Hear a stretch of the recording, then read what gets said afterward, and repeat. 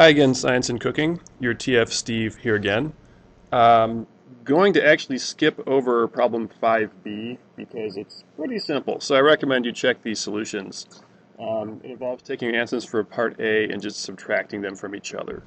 I'm going to skip ahead to 5c.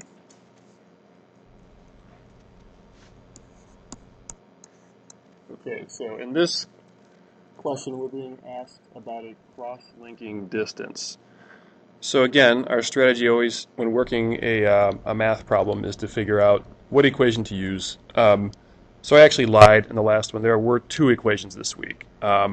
We used the first one for problem 5a because that involved stress over strain. We were pushing down a steak with our thumbs, and that's a stress. So anytime you're thinking about pushing on something and it's deforming underneath that stress, you want to use that elasticity equals stress over strain. On the other hand, in this question we're being asked about cross-linking distance. There's a different equation from this week which we need to use to answer this question. This one expresses elasticity in terms of this KB thing called the Boltzmann constant, temperature, and this cross-linking distance. So in our situation, we actually already have the elasticity. That's what we solved for in problem 5a. Right now, our goal is to find the distance between cross-links. So, we need to find a way to learn what that number is right there, L. Really specifically, we just want L, not L cubed. So the easiest way to kind of solve a problem like this where the variable of interest is not already isolated on one side of the equation, like E is here, is to first solve the equation for the variable of interest. So in that case, here I'm going to multiply both sides by L squared, or cubed rather.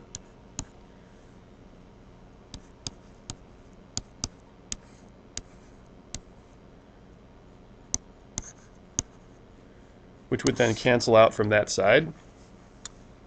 And then divide both sides by elasticity. You wind up with that. Okay, now we're almost there, but we don't want the cross-linking distance cubed. We actually just want the cross-linking distance by itself. We have a problem which is called an exponent. It's that 3 right there. How do we get rid of it? So whenever you want to get rid of an exponent, there's something called a root, which undoes that exponent. Think something squared. The kind of opposite of that is the square root. This is cubed, so we need to do the opposite of that, which is a cube root. The cube root could be written in a couple different ways. One way is with a root symbol with a little 3 in it like that. Another way, which I find really helpful, especially when you're using your calculator to do this, which you probably are, is expressing the root as a fractional exponent. So any root can be expressed as a fractional exponent with 1 over the order of that root. Cube root here, which has order 3, let's call that, the way to write that would be to the 1/3 power. So now we're in good shape. We have isolated the cross-linking distance, and we have it in terms of the variables that we know. At this point, it's really just a matter of plugging in those variables. The Boltzmann constant has been given to us, and it is this, 1.4 times 10 to the negative 23rd. It's important to have the right units on that. And the units for this expression are pascals times meter cubed per Kelvin. Now we have a temperature. Here's where assumptions come into play. I don't know exactly how hot it was when you were cooking that steak, but we may assume for the sake of argument that it was a nice sunny summer day and the temperature was 300 Kelvin, which is about 80 degrees Fahrenheit. Sounds reasonable to me. And then I go and plug in the elasticity let's continue with the uncooked steak here, which we've already calculated to be this in pascals. Okay, and this whole thing is still within this fractional exponent here. Great. Before we go ahead and crunch the numbers, let's just pause and think about units, which are just so important for all these problems. Looking at these units here, I've got a Kelvin here, which would cancel with that, because they're on the top and bottom of that small fraction on top there. And then we've got pascals. Pascals is on the top of this small fraction, as well as the larger fraction. So it's just basically on the top. And that would cancel with the pascals on the bottom. This is a great situation because now we have just one unit we're going to carry along here, the meters cubed. So I'm going to put all these numbers together with my calculator.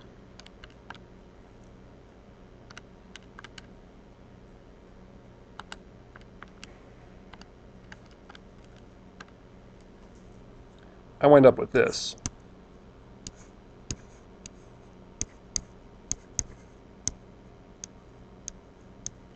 And carrying the units, it's a meters cubed.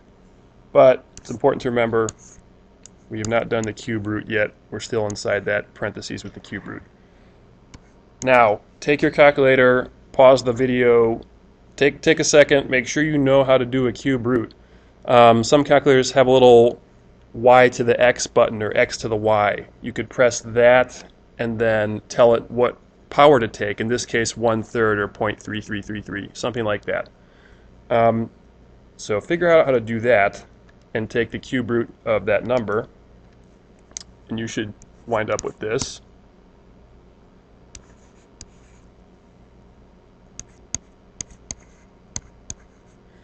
And the units are what? Well, we had a meters cubed, then we took the cube root. So a cube root just undoes that meters cubed and turns it into meters. So we wind up with this many meters.